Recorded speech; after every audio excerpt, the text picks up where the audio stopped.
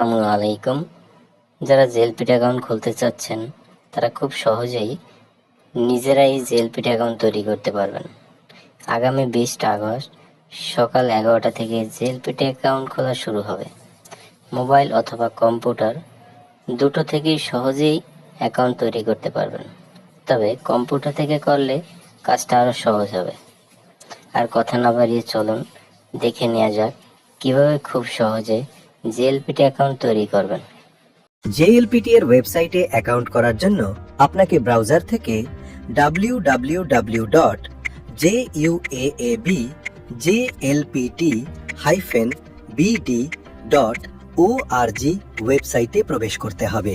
এরপর আপনাকে create account বাটনে ক্লিক করতে হবে।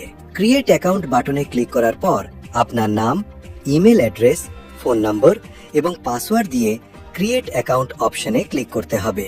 ক্রিয়েট অ্যাকাউন্টে ক্লিক দেওয়ার পর আপনার ইমেলে একটি ওটিপি যাবে। সেই ওটিপিটি দিয়ে ভেরিফাই এবং কমপ্লিট রেজিস্ট্রেশন অপশনে ক্লিক করতে হবে। এরপর আপনাকে গো টু প্রোফাইল অপশনে ক্লিক করতে হবে।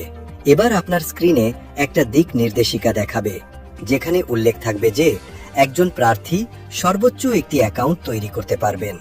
প্রথমে আপনাকে আপনার ফোন নম্বরটি ভেরিফাই করতে হবে। এরপর নেক্সট বাটনে ক্লিক করতে হবে। এরপর আপনাকে date of birth, gender, NID number, father's name এবং মাদার্স নেম দিতে হবে।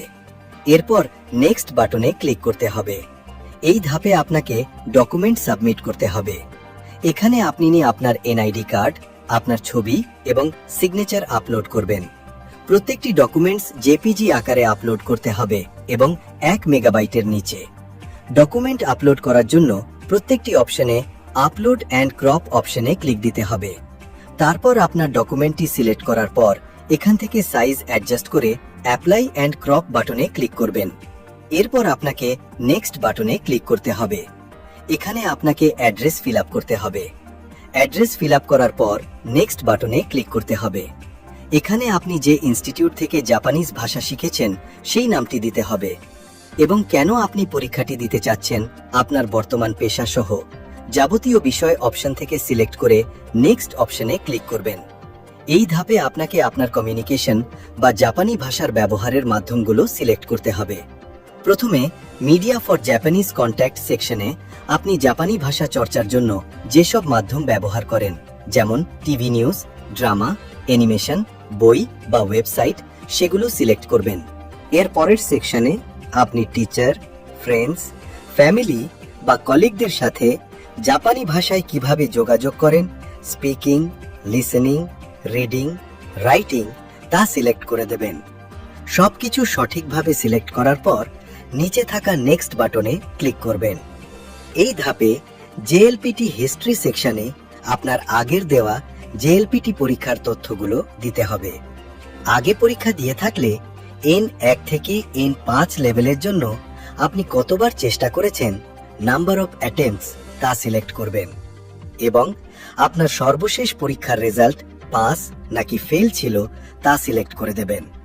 প্রথমবার পরীক্ষা দিয়ে থাকলে অপশনগুলো খালি রেখে সরাসরি নেক্সট বাটনে ক্লিক করবেন।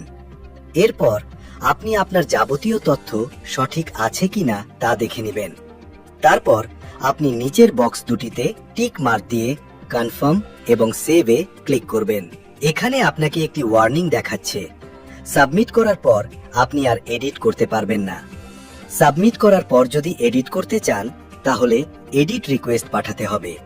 তাই সাবমিট করার আগে ভালো করে দেখে নেবেন যেন কোনো ভুল না থাকে।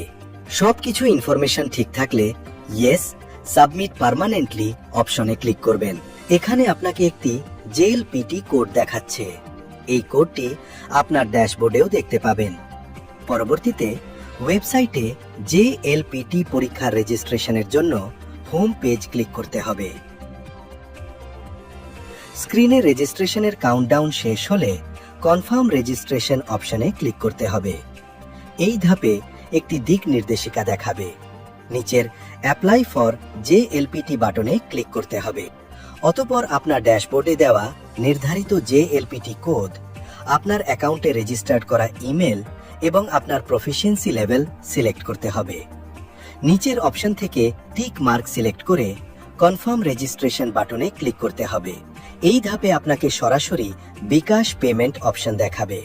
আপনার বিকাশ নাম্বার, ওটিপি এবং পিন দিয়ে আপনার রেজিস্ট্রেশন সম্পন্ন করতে হবে।